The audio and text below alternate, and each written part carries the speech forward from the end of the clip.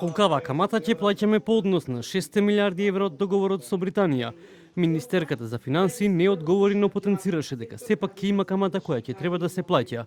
Односот на британската влада Кочовска го прокоментира како знак на пријателство со стратешки интереси во Македонија. Предпоставувам дека кога некој нешто гарантира, секогаш се врзува на крајот од денот со пари. До сега дискутиравме со комората дека во суштина сето тоа на крајот се сведува така на тоа колку некаков бенефит некој ќе има претопен или пресметан во пари. Но нас сето тоа ќе ни е пресметано во каматата која што би ја добиле од било која банка.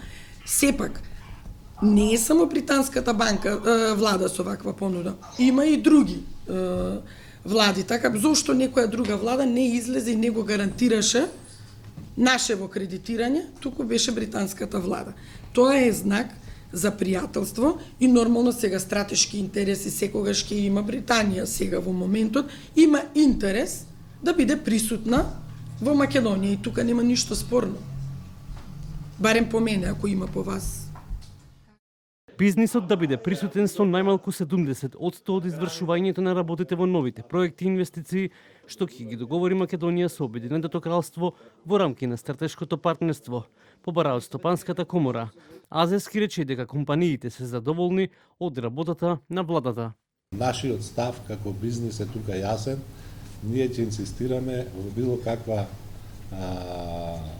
ситуација која што ќе значи склучување на меѓудржавен договор влада со влада, да бизнисот биде присутен и обезбеден со најмалку 70% од извршувањето на работите и дека тука за нас ќе престојат сериозни задачи.